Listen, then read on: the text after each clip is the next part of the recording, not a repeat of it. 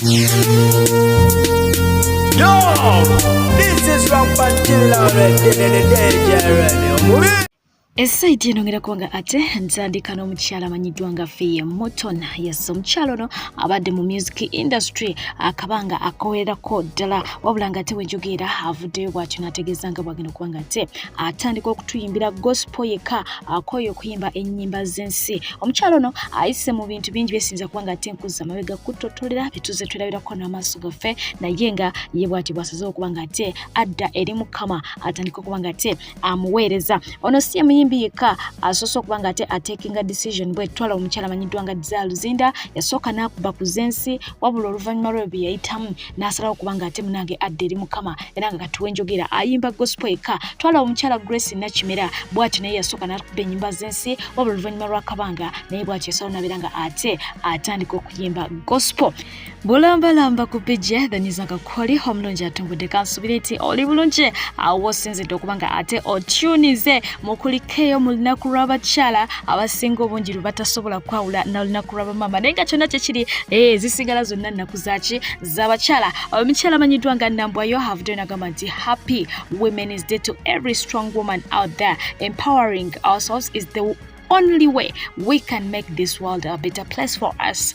Tweyagalize nga mu buli kimu bakyala bannange. May happiness for you, Papa, begin here. All this is for you, my love. Okitegedde ebintu byonna yabyogedde nga ate asinzidde wali mu kibanja kye ekipya nale mukiwata akuttemu. Oba okitegedde oluvannyuma lw'okwawukana ne Suna Ben bulungi nnyo n'amulekera Kalina bakola endagaano ng'ate ye alina okuweebwa ekifo ekipya, era ne bategeeza nti alina okuba nga ate atandikirawo okola construction gye yasuubiza mu ndagaano. Olwo nno wamma gwe papa afune wakola ki wabeera, era mu bigambo bya Nambwayo akulaze nti abadde alwanirira papa teri kirala. Oluvannyuma lw'emyezi 5 omukyala amanyiddwa nga Shiba Karungi nga avudde mu Labour. Jjukira nti omukyala ono yazaalira Canada. Omwana yafaanana zazza nadda ne mukate bonnanga. Oluvannyuma lw'ebbanga ng'ali eyo asazeewo okuba nga ate adda ku butaka, naye ng'atugambye nti eno etripu yeesookedde ddala ng'ali Nakawere, ate gwe mulundi ogusookedde ddala okuba nga ate atambula ne little baby we. Oba okiwulidde essanyu ly'alina lya Mokiwagonja. Ono omwana ye yekka agenda okukkakkanya omukyala gwe bayita Shiba mu bulamu bw'ensi eno, kubanga engeri gy'awuliramu simanyi naawe tomanyi, naye nga kyonna kyekiri she's happy, era naffe tubeere nga ate tumusanyukirako ku Rachel. Omwana oludde yazaalibwa Canada era atulagiddewo nti ye mutuuze wawa we Canada okusinziira ku bitambulizo byalina. Anyways, tutambule mu kone Shiba katono tulabe ate bwe bitambudde. Hi. I want to miss you guys so much. Oh my God, so much. Amil. Betwogera ko niyo tuyambye kuzi was overwhelmed. And I'm Sabine. Your next adventure. Your travel buddy. My travel buddy is asleep. The pressure. Oh my God. But we are here. Next chapter. Shit. Get 7 years. Yeah. Get 7. And we'll take off any minute.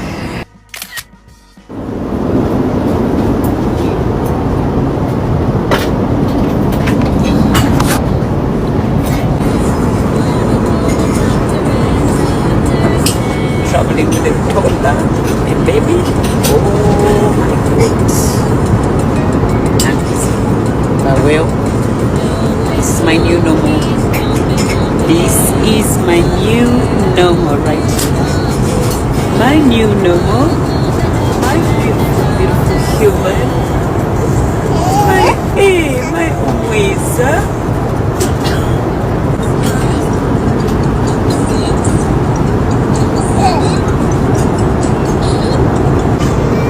Hi, my travel buddy. What does your outfit say? I love Mom. I love you too, Bunny. I love you too, Bunny. Ku video yennyine Shiba kwasinzidde okututeera caption twagaliza olunaku lw'abakyala olulungi oba okiwulidde naye ng'atera omukyala amanyiddwa nga Rebecca alina akayimba k'abasingle mother akaliko ennaku zino munnange naye talutumidde mwana avuddeyo bw'atyo n'abaagaliza olunaku lw'abakyala olulungi. Message ye ebadde mpanvumuko era nga yagenze maaso okuba nga akuŋŋaanya squad ye yonna wali ku kido neba nga ate weeri bulabalaba amaziga gasoose ne gayiika mu kaawo katonotono wabula ate oluvannyuma n'akifa bakula bw'atyo n'abayisa mu lunaku. Hello, banne muli mutya abakyala. Happy Women's Day. Naddala bamaama abakuza abaana babe bokka. Saga noka obedda bwengezaako shootinga nga amaziga gajje. Nawe. Okay. Happy Women's Day eri abakyala bonna abakuza abaana bokka. Tuddewo okushootinga video okubaako kyentegeeza abakyala nga bwe mumanyi abavubuka bano bafudde busy basingle mothers. Okay, now tuluke bamaama abali eyo naddala basingle mothers mbaagaliza olunaku olungi olunaku lwaleero. It is not just a day naye ku appreciating abakyala abaguma abakaabira mu kisenge naye ng'ebadda mu maaso g'abaana basika babalimba kimu kiri bulungi. Mwebale kuguma abakyala bakuza abaana bokka ku myaka emito. Mulimu abakyala nga wafuna omuntu ku myaka emito n'akudisappointinga n'ofuna omuntu n'oddamu n'okufuna omuntu omulala n'akudisappointinga n'oddamu olw'okuba twagala ne tuzaala. Bannayasaba Katonda abagumye mulimu n'abakuze mulimu n'abeekuumye naaweza emyaka 4 ng'agamba nninda mutuufu naye era n'agenda okufuna omuntu era ng'afunye mukyamu.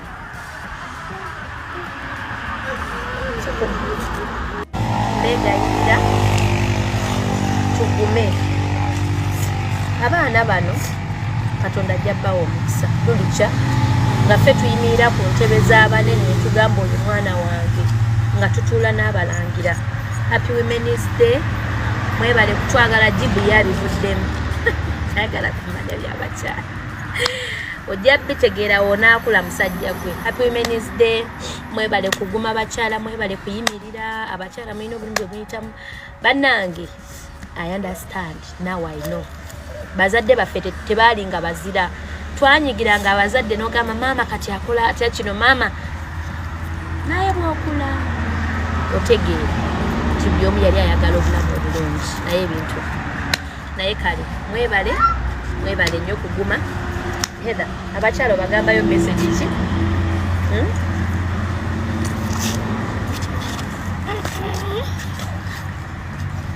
Ojja kola ki? Abakyala Heather bagambe bawulire. Abakyala bakuza abaana bokko bagamba ki? Yogera nnyo. Heather yogera. Ojja bagulira essimu. Kale abakyala bakuza abaana mweka Heather agambye ajja bagulira essimu. Ate uri mu bakyala abakuza abaana single mothers bagamba ki?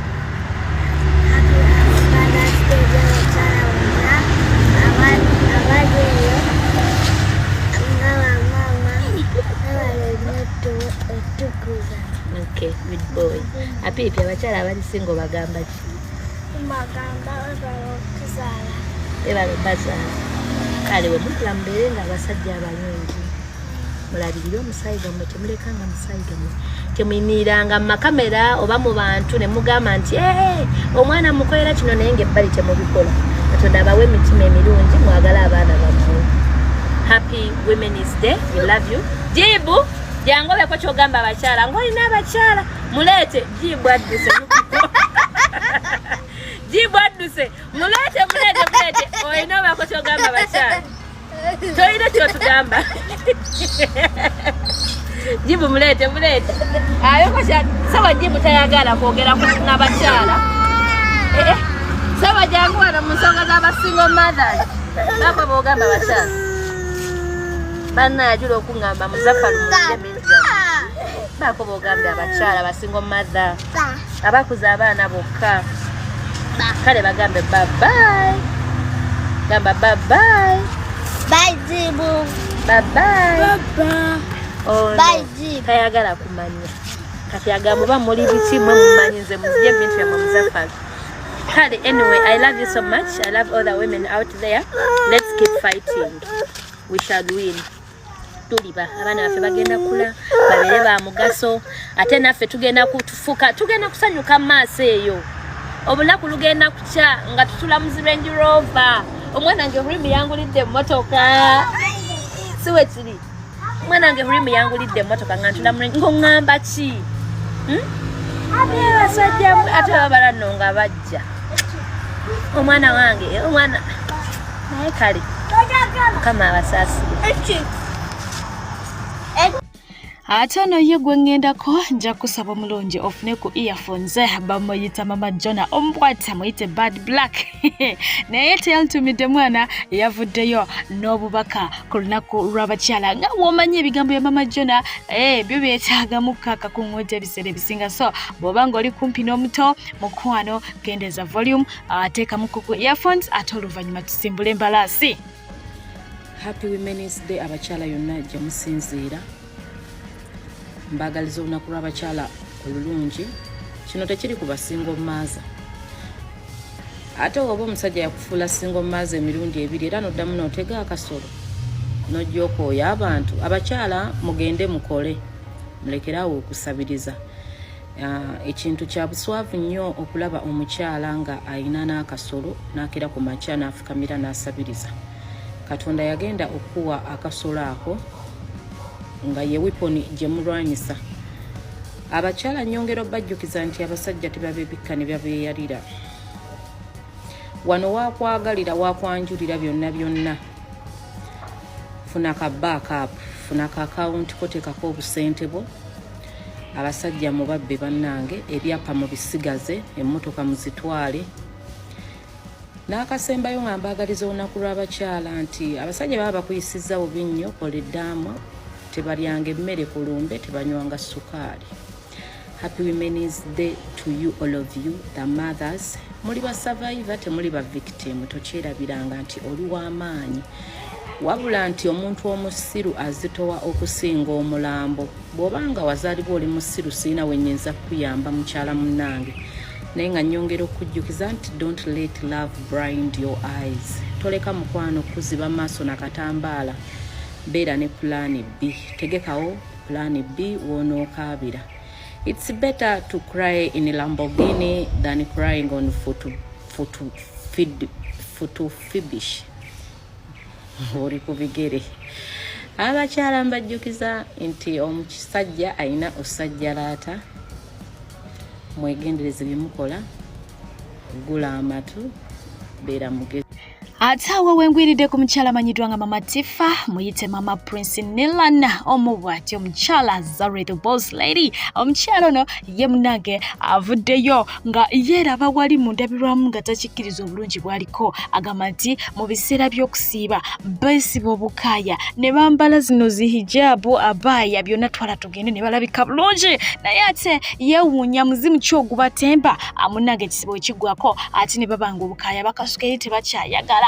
Ekintu ekyo avuddeyo nabanga ate akyebuuza. Assalamu alaikum guys, I'm just asking, right? Chi Allah kiriza sheitani eyo etulumba netwambala engoye embi munaku endala mumanyi tunyumirwa obukaaya fena netuba banaye omwana w'omuntu aba alabirwako mu bukaaya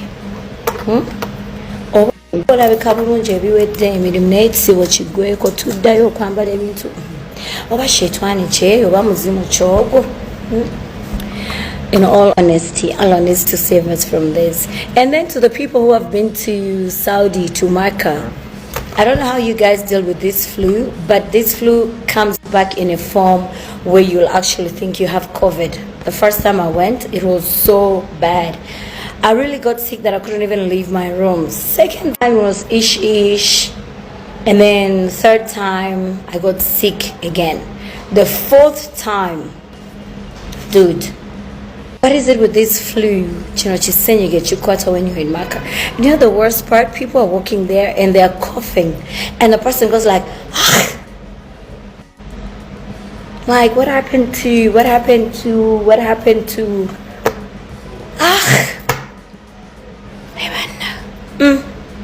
Or this flu in Mecca, dude. People who've been to Mecca will tell you, when you come back from there and you don't get sick, and it's worse now because if you look at Mecca live, it's a lot of people, everybody's breathing everybody's air, so I don't know, but I'm getting better. I couldn't even speak yesterday, but kakati nga tuvuddeko olunaku lw'abakyala mukulikeyo mwena abakyala mwebale nnyo mwebalire ddala kubeera bazira mu biti yonna yonna gye musinziira naye nga ye omukulu omu avuddeyo anti gw'okutte gwe bba yafuuse ensonga. Omukulu avuddeyo agamba nti Spice Diana alina omutima omubi.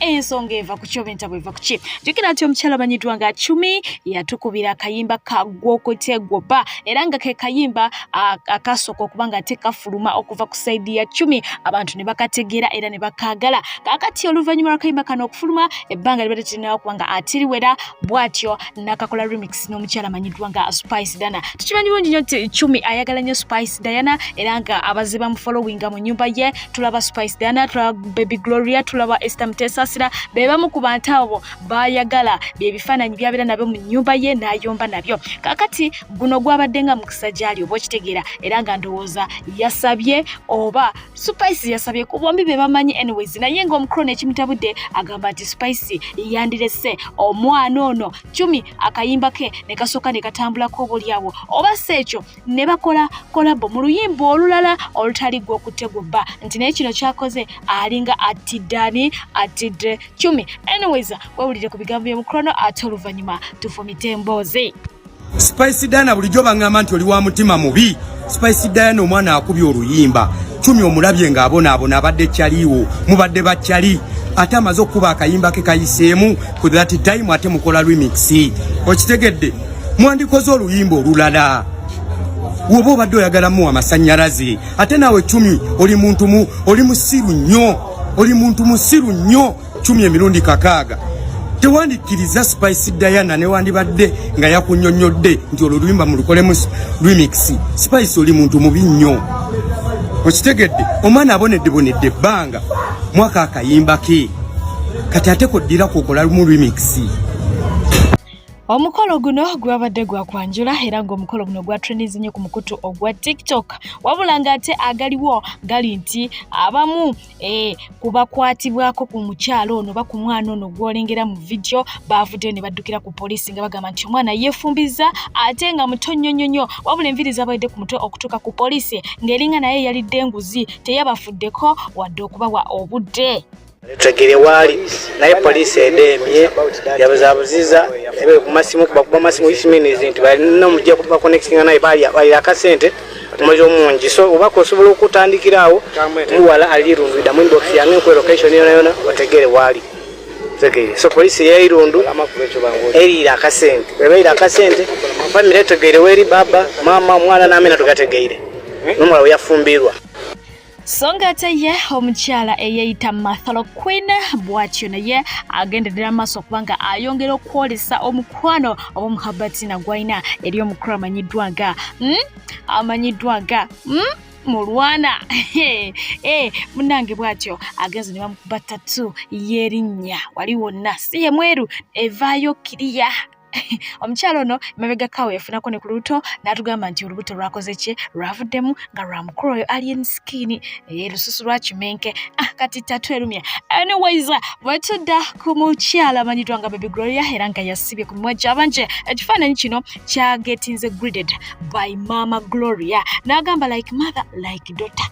Omwana alina test ng'eya nnyina yataddewo tata wa Gloria n'ateekawo ne mukowe oba mukoddomiwe.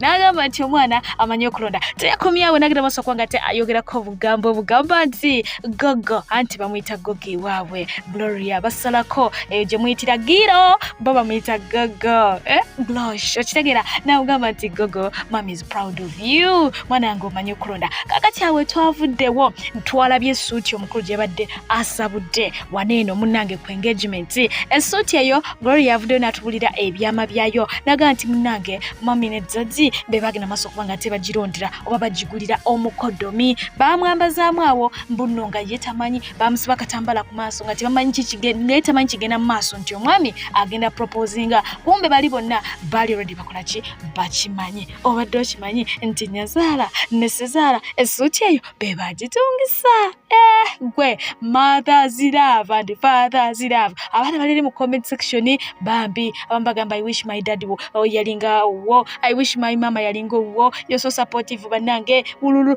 bali eyo balajana anyways buli omu yandiyagadde omuzadde amusupportinga mu ngeri emu oba endala naye ate n'abaana abamu nammwe muli disappointment eri abazadde kyovula abamu baabava nako naye nga ye Gloria ageze maaso kuwaga ate afunamu kawo ku bibuuzo ku mwagalwa we oba eriyo ba ex biki ebyo nannyonnyola n'agaa nti akimanyi omuntu gwafunye yali abaddeko n'abaagalwa so baayawukana era tasuubira muntu yenna kuvaayo kumubuukira nti mujjawe ate era mukadde ke kamu tasuubira muntu yenna kuvaayo nti alese mwana kubanga ali conksure omwami tazaalangako abagambye nti omusajja mukulu abagambye nti naye yali anoonyo yakuzeekuzeemu alina ku experience kubanga ye kibojo mu nsonga ezo naye nga ye maama wali ku mwana yagambye nti alyoka alaba azannyira ku mwami waabwe mujja kumuwulira Tailored to your sizing.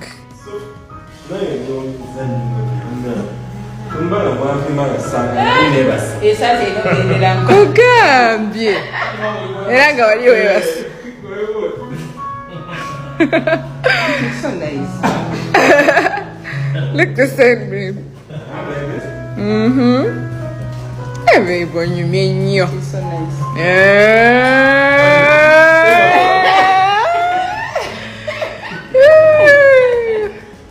Ate before Betty waliyo Mega Mbalaba mugeza Mbalaba era babadde nga gye muli oba nga mwagala Jona mumuveeko mwana wa mwami wa mwana wange mugeza Gloria chicho bagamba ba Facebook in-laws bajja kujja abaleta ba ex uno semanya abaddeko mufumbe eno semanya inayo omwana eno togera ku Facebook ne ekirungi ye data mamanyi yedda first of all simbe mwami wa muntu taina bana thank God those are not skeletons are going to dig up then exes nagesaga muntu atali experienced okitegeera mukuluko kunzi of course agenda kubanga yagezaako na polishing okwana kwe nje wange ngakateredde bulungi sagala njigireko ate nange so of course mwe mwagala okwereeta mweswaze mwabamanyi naye nga yenze I'm the chosen one wangi mama emikolo gyaddi totugambye nno gyagiraba naye bwe tujja kuyita naye bali badde giraba naye omwami mulungi bambi kitiibwa kya mukama nga daddi bwe yaliira kikyomulekera nga tumaliriza kubanga naye bambi okubanga yavuddeyo mubawala bonna abali mu nsi n'agamba Gloria is the chosen one. Yes, and that is something big. First of all, I love you so much, twin. I cannot wait to live the rest of my life with you. Maybe it will end in tears. And we have the real values of marriage, and I cannot wait to be your wifey.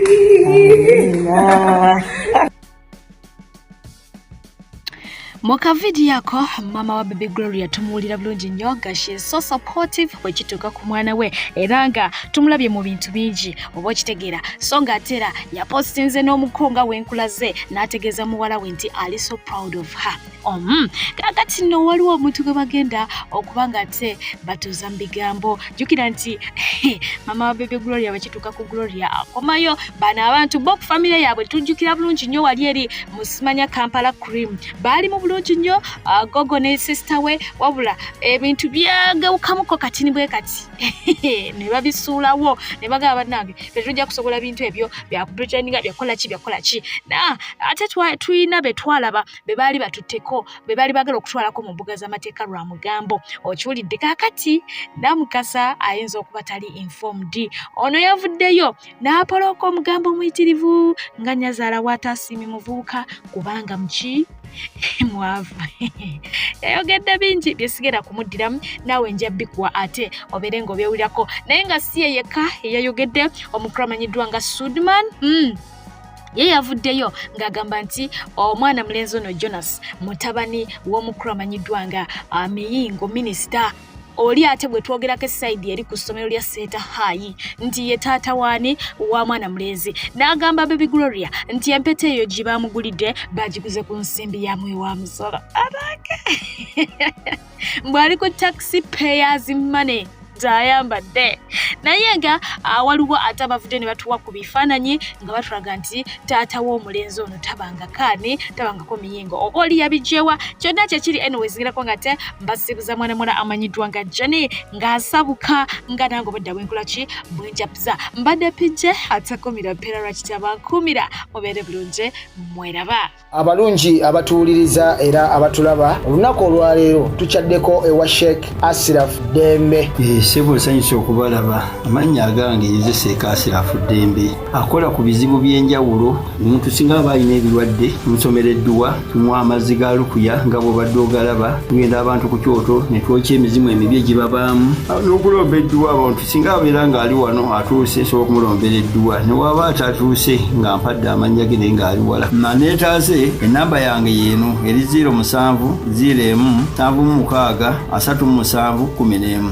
namwe banyinaffe abali ebweru oyagala okuba nti oyagala okulombera ku dduwa ng'olina ebizibu viza zibuze amaka gakolongotana sente zikola zimpita mu ngalo ojja kumpeereza ekifaananyi kyo n'amanyago ebyo byokka bijja kummala nja kukulombera edduwa ojja kutereera olunaku olusembayo mu mwezi mba n'edduwa eyawamu ffenna n'abalwadde bange abakadde n'abapya salaamu alaikum warahmatullahi wabarakatu otambudde obwoya ne bukugwa ne kuntumbwe ng'onoonya mirimu ofereddwa abaferi bangi toddamu kumagamaga kankwanjulira Molden International Labour Consultants be bakugu abaakakasibwa okutwala bannayuganda emitala w'amayanja mu nsi nga Qatar, Saudi Arabia, Jordan, Kuwait, UAE, Bahrain era nga bano bakutuusaako emirimu omuli security, waiters and waitresses, maids, cleaners wamu ne baristas basange wali eri ennamuŋŋoona oba bakubire ku nnamba zaabwe ez'essimu 0741738821 oba 0772830026 oba 0787952329 be bokka abagenda okusangula ennaku ku mutima gwo beba Molden shipping life into a unified destiny. Mama alina omusajja gwe yali amwagaliza mugagga mbono omuvubuka nkoko mponga byoya alina sente zino ezimala ez'abannamukasa naye ajjukira omukyala ayingiza nnyo singa omukazi because Baby Gloria family ye esinga kulya ku ye alina sente omwana alina endorsements nyingi. Baby Gloria is rich. Yes so kigambibwa abampadde information mbu maama yali tayagala mulenzi oyo era mbu yali wamu proposingira 5 years back. Yes, 5 years back, but the mom 5 years back nange we namugambye awo ne mugamba 5 yali agala twala tenetuka yeyiso wa butambala ati ya butambala teva muto obuzibu obulya omukyalo yasiba kiba akajumero kano kakuwadde kwa kali ani asiba ngala muvubuka mama akiri wakati olabe we yeyogeza oli yapade abawala be bamanyo me was giving you be bampadde bya omumbu mama akiri wakati naye nga mama babe padde bya mumbu bibawadde mama bakubanga tayagala mwana ono nene audio teyandi ati ganja nzoli nkola naye mumanyi ebigambo byoli yabyo abwana namutepayirisa babimpadde ngani abikuwa alina statement gye yakoze ngebazingiza mbonati abakyala abakulu omwana abalese ku luji kimuluma bone bakanda ono ya mwana omwana congratulations baby Gloria upon your proposal ono ne walwana sajjoli abobina kwafiira olio wa baby Gloria nayo yo musajja nayo manye ekyasinze okunyumira baby Gloria yatuyambe naleta muvubuka yagambye wa myaka emeka omusajja we si mukulu yatuyambe tasuka 20 ali mu early 20s naye yatuyambe n'atatuleetera namwe mulimba nedda mwana taweza myaka 3 oyo omulenzi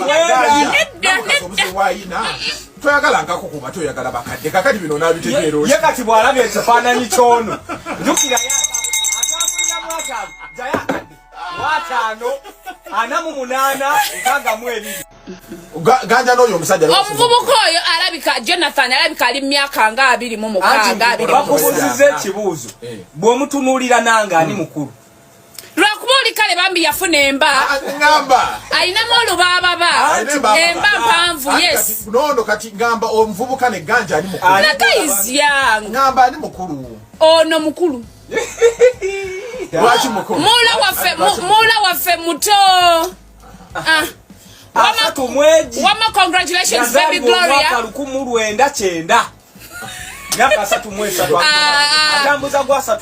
congratulations baby Gloria upon your achievement gendo ofumbe by the way yes it's a big achievement sibuli omuntu bam proposing gira buli mwala byayagala yes definitely gundi enegenda eri omusajja takomaawo manya abasajja bangi amala okuteekayo olumu n'akomaawo kati nkubulire moze nina kyaliwa bamuteekako empeta bwe bagimuteekako balina okaseera ne baawukana empeta n'agisuula ekibota akisuula ate kyali kyabakongo abasajja balina emize from the sources that I know Mikolo Jam Gloria gisembedde and those pictures baleka babadde so excited ne bali releasing but those pictures bali balina kuzita nga lero babitadde then the following day kwanjula kuchala mama yabugu naye nga fe tuba congratulate nedda mama mutuufu okufumbizwa omwana si kyangu bananga okufumbizwa omwana si kyangu moze mama mubufunze mama ali mukujaga mama ajagana nga azaala akuza kugamba nti yabitadde towakana mama yalabye nga kiyinza nakuba wala amawulire ageeta agasaawe ate tuvene ku baby Gloria tuvene ate n'ekirala nga tumaliriza nange mpisaawo nga ndabula omwana oyo eya proposings omwana esome position pe ebyo nange nkuwe ebyange so baby Gloria yavuddeyo n'agamba praise the Lord I got to spend the rest of my life with my best friend best moment of my life singa yano yataddewo my photographer kyandikoze nnyo amakulu naye happy women's day is the photographer omusajja is a photographer omusajja baddamu kubanga ebifaananyi nze nabagamba abasajja abakuba ebifaananyi babanekeya babuuze sindi byebe bwakutakula bwakusiga ku bizigo kati basiga omwana ebizigo ono omwana yine emyaka emeka baby Gloria is in her early 20 yes kazaliwa bbiri gumu kati mundu yali atandika doseka nze bangambye wulira omwana omwana oyo yali asula ewagaayo oyo omusajja bamuyita Joshua abeerawo kisaasi akagambo twagganyi bw'oba owekakasa information nze wange gwendeeta olabako ombu omusajja abeera kisaasi mbwera baby Gloria ennaku ezimu emundu ebadde esekanga ekiro